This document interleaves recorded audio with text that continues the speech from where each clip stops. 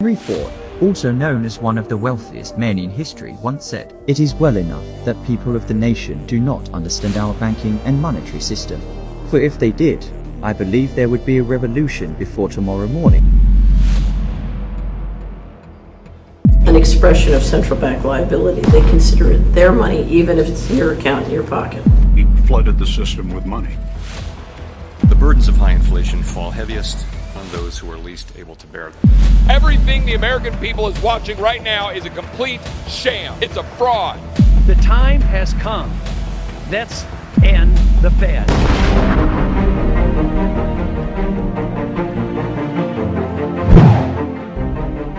Good evening, ladies and gentlemen, and welcome back to SF Commons. Tonight, we're talking about the dangers of central bank digital currencies, why the U.S. Congress must reject. We are very fortunate and delighted to have Matthew Ehret. He is the editor-in-chief of the Canadian Patriot Review. He's a senior fellow of the American University in Moscow. He is the author of The Untold History of Canada's book series and Clash of the Two Americas trilogy. In 2019, Matthew co-founded the Montreal-based Rising Tide Foundation. Hi, Matt, how are you? Thank you for joining us. It's a pleasure to be with you. Thank you. President Biden had signed the Executive Order 14067, the digital currency as the US dollar. What is the impact of the central bank digital currencies? The Biden regime has brought online, in a fast-track way, a new central bank digital currency that would be emitted and controlled by the Federal Reserve System, which would replace the collapsed US economy. That can only happen after the system melts down, as it will, if there aren't remedial systemic effects or policies put into place that defend the people. The danger right now is that this would be fully under the control of the same arsonists that lit this nation on fire, and the world, I would say. The WEF comprises only the top 0.00001% of the population. And the same arsonists who created the fire are now the ones trying to say, let's put out the fire with our solutions. It's not like Bitcoin because they can make as much as they want infinitely. But the other thing is, it's all digital and it's total control. They don't call it your money, they call it an expression of central bank liability. They consider it their money, even if it's in your account in your pocket. People don't know about this. The corporate media has ignored it completely. This digital identity in the center, every entity, every device, every person, everything, every tree, everything will have a digital identity. And that digital identity is going to be used to unlock your access to financial services, healthcare, telecommunications, government programs, social platforms, logging into the internet, travel and mobility, just everything you do in your life, you need your digital identity to unlock it. So by default, a digital identity implies that you are always in a digital prison. Yes. And you need permission to get out of that prison. By default, you're always a prisoner. And your digital identity will be linked to a new type of currency, which is the central banking digital currency. The WHO Immunization Agenda 2030 plans to introduce 500 new vaccines by 2030 in their own documents. Immunization Agenda 2030, it's there. Now, they're saying, the Indonesian health minister is saying, let's have a digital health certificate acknowledged by the WHO. If you have been vaccinated or tested properly, then you can move around. If you don't sign on to a digital ID, if there's a critical mass of people, I think most will just walk into it unknowingly. Yes. Through deception or through so-called force, just like they had people taking the vaccines to travel freely. But if there's a critical mass that doesn't sign on to the digital ID, then this agenda gets weak. This 56 seconds is something I swore I would never see in my life, and that is a central banker being honest. This is a miraculous experience, 56 seconds, here we go. Our analysis on CBDC, in particular for the use of general use, we tend to establish the equivalence with cash, and there is a huge difference there.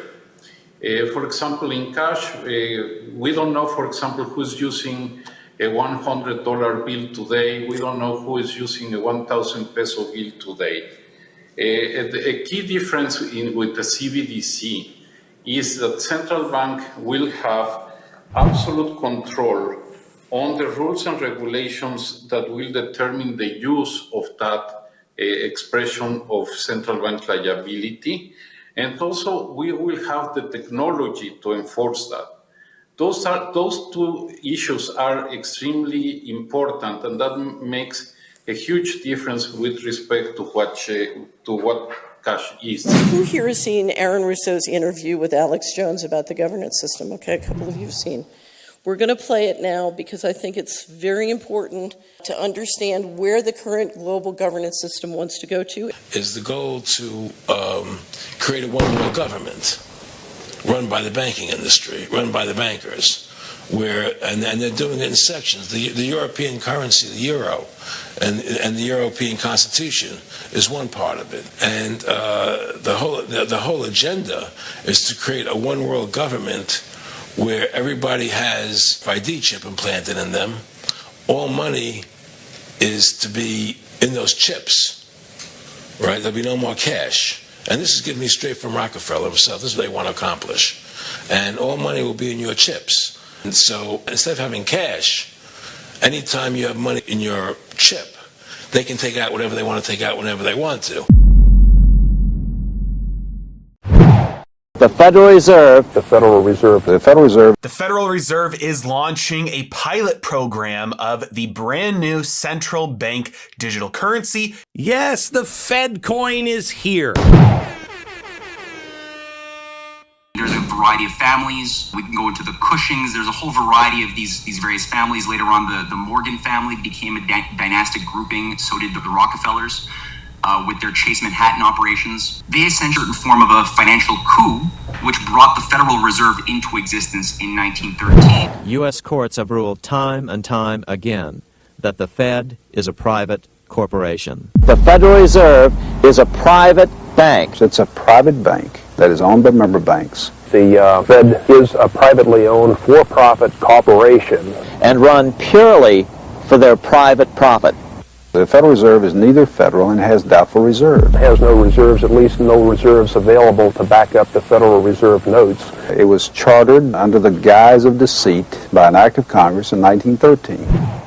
Why can't Congress do something about the Fed? Most members of Congress just don't understand the system, and the few who do are afraid to speak up.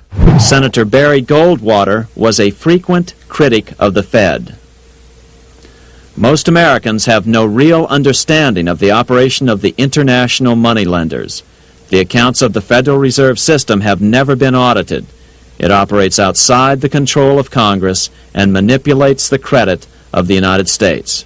The Federal Reserve really, even though it is not part of the federal government, it is more powerful than the federal government. It's more powerful than the President, the Congress, and the courts. The battle over who gets to issue our money has been the pivotal issue throughout the history of the United States. Yet after World War I, this battle was rarely mentioned in newspapers or history books. Why? By World War I, the money changers, with their dominant wealth, had seized control of most of the nation's press. In 1913, Congress gave an independent central bank, deceptively named the Federal Reserve, a monopoly over issuing America's money, and the debt generated by this quasi-private corporation is what is killing the American economy.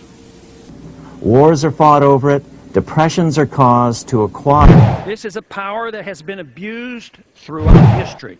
Only the Federal Reserve can inflate the currency, creating new money and credit out of thin air, in secrecy, without oversight or supervision. Flooded the system with money. Yes, we did. That's another way to think about it. We did. Where does it come from? Do you just print it? We print it digitally.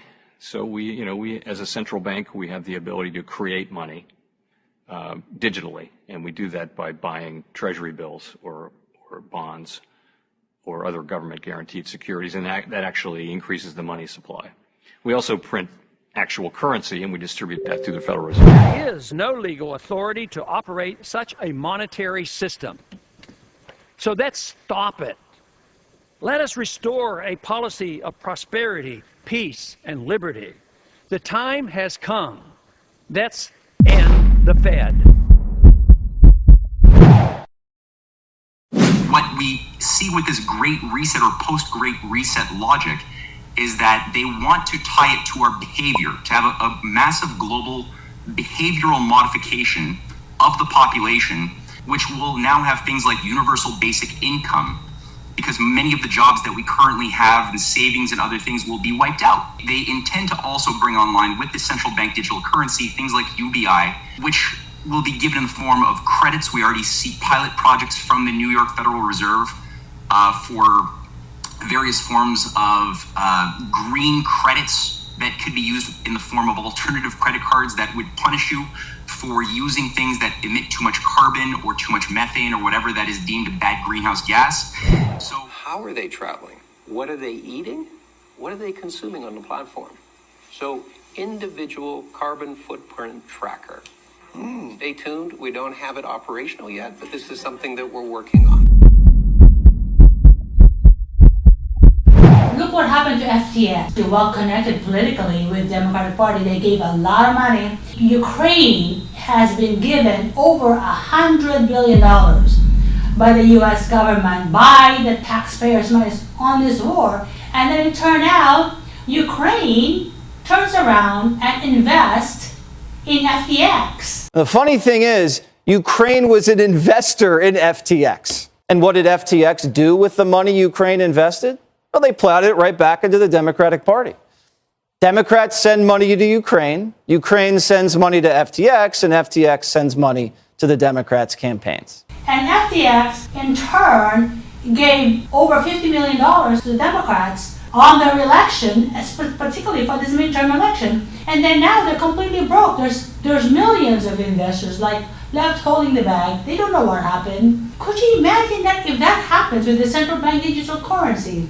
They control all the money. Next thing you know, these bankers, who are the owners, is not owned by the government. What would happen? People will say, well, what happened to our money? Well, it's all gone. They didn't just lose it in the market. It's just gone. What do you think about that? Isn't that scary?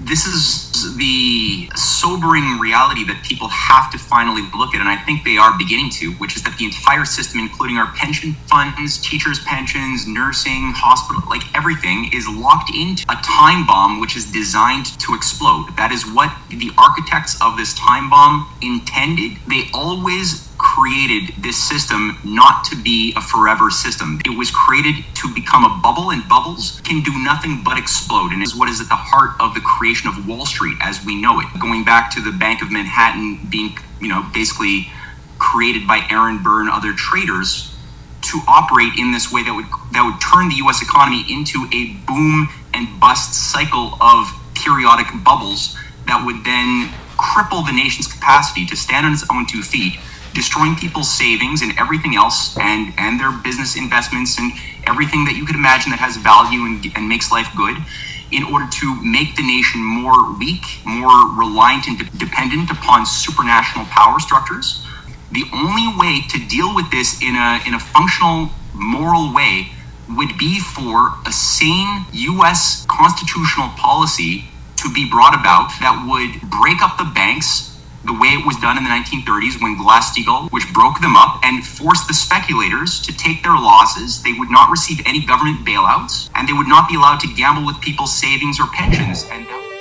When someone mentions the Glass Steagall Act, GSA, they are usually referencing its mandate of the separation of commercial banking and securities activities in the financial sector. The GSA was part of the more comprehensive Banking Act of 1933, which was passed in response to the financial collapse of 1929 that caused the Great Depression. After the 1929 crash, it was believed that close ties between the investment and commercial sides of banks' business created conflicts of interest that led to speculative trading and unprofitable loans. In addition, the GSA was in response to banks taking on too much speculative risk in the markets, thus risking depositors' money. The GSA prevented this highly speculative activity and also created the Federal Deposit Insurance Corporation that insures bank deposits up to a certain amount. That amount was raised to $250,000 per deposit in 2008.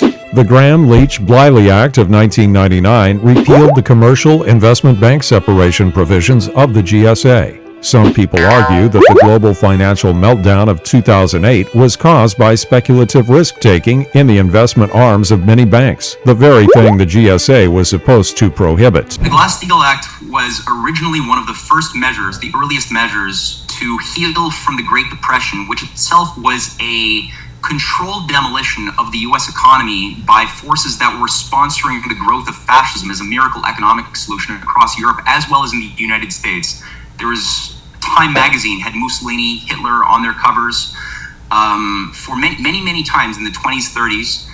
And those same bankers, and I'm talking now about, again, the JP Morgan Trust, the Kuhn Loeb groups, all the same individuals and power brokers that created the Federal Reserve originally in 1913 were the same interests who were supporting the idea that fascism would be the best solution for the world in response to the economic collapse that they orchestrated in 1929. The Great Depression was produced by a failure of government, by a failure of monetary policy. It was produced by a failure of the Federal Reserve System to act in accordance with the intentions of those who established it. It was produced by a failure of the Federal Reserve System despite the presence of knowledge on the part of many of the people in the system about the right course of action. I can tell you what the facts are. The facts were that from 1929 to 1933, the total quantity of money in the United States, the amount of currency, the amount of bank deposits, what Mr. Eccles referred to as M2, that total amount of money declined by 1/3. The total number of banks went down by 1/3.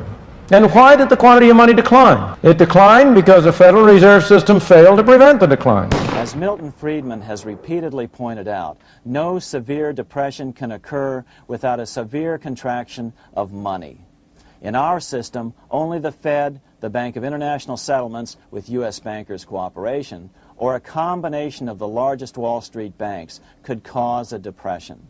In other words, our economy is so huge and resilient, a depression just can't happen by accident. So anyway, with this inflation, the dollar loses value. So people's paychecks are not worth it.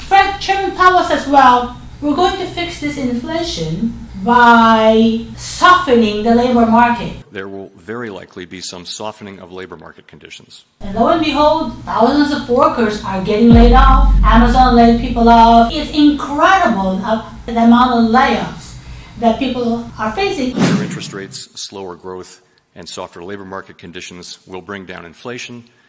They will also bring some pain to households and businesses. These are the unfortunate costs of reducing inflation. The burdens of high inflation fall heaviest on those who are least able to bear them. And then at the same time, Congress in their Inflation Reduction Act just voted $80 billion to hire 87,000 IRS agents. Well, it's a false debate that was created, which was incompetent, that we had a choice to either print money to infuse into zombie speculative banks that we were told were too big to fail, and they only became too big to fail because we deregulated the system, we tore down Glass Steagall and allowed them to go through as infinite mergers and acquisitions as they did for the past 25, 30 years. So we created this behemoth. So either print money, which would not be productive but only be hyperinflationary, or conduct massive austerity, have a tight money supply in order to deal with the obvious case of inflation. Neither solution is a solution. They are both two sides of the same problem. The resistance to the central bank digital currency was Tom Emmer, who also introduced the bill in the House of Representatives, a sister bill, and Ted Cruz. Senator Ted Cruz, along with two other Republican senators, have put forward legislation to ban the Federal Reserve from creating a central bank digital currency and issuing it directly to individual American citizens. One of the things to know here is that they are specifically talking about using central bank digital currencies as surveillance tools, similar to what's happening in China. The push led by Ron Paul for many years to audit the Fed, that was obviously very laudable. My ultimate goal will be that once you find out exactly what the Federal Reserve has been up to, and the conclusion being that it's the Federal Reserve that creates financial bubbles, and of course Congress adds a lot of problems to that, but that's the key to it. And once that is known, and once you see the deterioration of the dollar, which will come, you can't double the money supply in 6 months and not have some consequences to it. That is when we will have true monetary reform, and that's when we'll have a lot more fun. $48 billion in new defense spending. More money for the Pentagon when its own auditors admit the military cannot account for 25% of what it already spends. According to some estimates, we cannot track $2.3 trillion in transactions. $2.3 trillion with a T. That's $8,000 for every man, woman, and child in America. In the last 18 months of the Bush administration, America lost $12 trillion on its net worth. That's $40,000. $40,000 for every man, woman, and child in this country. And I cannot think of a single person who's held responsible for that. Nobody in government, nobody on Wall Street, nobody nowhere. That's the fundamental problem right now. And if people on Wall Street are going to continue to get great bonuses in good times and in bad times, we can kiss this economy goodbye. It's not going to work. In capitalism, winners have to win and losers have to lose, and nobody's been held responsible for that enormous erosion. 20% of our accumulated wealth over the course of 2 centuries gone in 18 months. Nobody's been punished for that. That's the problem. So altogether, $26 trillion of bailouts just in those 2 categories, not including TARP, not including FDIC financing of U.S. institutions. $26 trillion, that's almost $100,000 for every man, woman, and child in America. All done by the Federal Reserve without any act of Congress authorizing it. Bloomberg's report that there are trillions of dollars in off-balance sheets transactions that the Federal Reserve has entered into since last September. Are you familiar with those off-balance sheet transactions? You know, I think it may be important at this point, too, just to bring up a certain aspect related to our jurisdiction. And just to clarify perhaps some of my earlier comments. We are the Inspector General for the Board of Governors, and we have direct oversight over board programs and operations, and are also able to look at board delegated functions to the reserve banks, as well as the board's oversight and supervision of the reserve banks. We do not have jurisdiction to directly go out and audit reserve bank activities. Fed can't even be touched by investigating parties. So I'm asking you if your agency has, in fact, according to Bloomberg, extended $9 trillion in credit, which, by the way, works out to $30,000 for every single man, woman, and child in this country. I'd like to know, if you're not responsible for investigating that, who is? We have responsibility for the Federal Reserve's programs and operations, audits, to conduct audits and investigations in that area. In terms of who's responsible for investigating, would you mind repeating the question one more time? Mr. Chairman, my time is up, but I have to tell you honestly, I am shocked to find out that nobody at the Federal Reserve, including the Inspector General, is keeping track of this. The discovery that would immediately be encountered by any auditors who are conducting a serious investigation, had that happened, would have been that the Fed is a completely bankrupt institution that has led in the dissolution of the United States as a regime for many, many years. There is no value behind any of the money that the Fed has printed out of thin air. The central bank is essentially the entity that manages a nation's money supply, and it can loan money to the government with interest. In the United States and most other countries, it works like this. When the government needs more money than they receive from taxes, they ask the Treasury Department for money. The Treasury then receives an IOU or bond from the government. The Treasury, through the banks, gives this IOU to the Federal Reserve. The Fed then writes a check for this IOU and hands it to the banks. At this exchange at the banks, money is created and it can be used to pay government bills. So hang on, where does the Fed get the money to be able to write this check? They get this money from nowhere. They literally just invent it. Here's a quote from the Boston Federal Reserve. Quote, "When you or I write a check, there must be sufficient funds in our account to cover the check. But when the Federal Reserve writes a check, there is no bank deposit on which that check is drawn. When the Federal Reserve writes a check, it is creating money." End quote. So in essence, they're writing a check and creating money from an account that has no money in it. The money the Federal Reserve creates can be used as legal tender to buy things and eventually makes its way into the real economy. If you and I did that, we'd go to jail for fraud, but they can do it because they invented the system. This is the same system used throughout the world today. And this is not just something that's happening in America. No. Central bank digital currencies are becoming a thing all around the world. At this point, if we are actually going to be serious, we have to look at what people like John F. Kennedy, what people like Franklin Roosevelt were doing, what Lincoln was doing with his greenback system, which were premised around the principles of national banking, utilizing the constitutional Article 1, Section 8, which again uses an understanding that it is through the Congress alone and through the Treasury as an institution of the elected government that can emit credit for the purpose of building infrastructure, stimulating the economy, but rather to overcoming limits to growth, awakening the spirit of enterprise in a freedom-loving people. That's the way America has always worked. The greatest presidents, who are usually shot while in office or die by poisoning, of which there have been 8, are invoking the exact same principles of constitutional banking in varying degrees. And I'm going all the way from Harrison, who died in 1840, all the way to John F. Kennedy and everyone in between.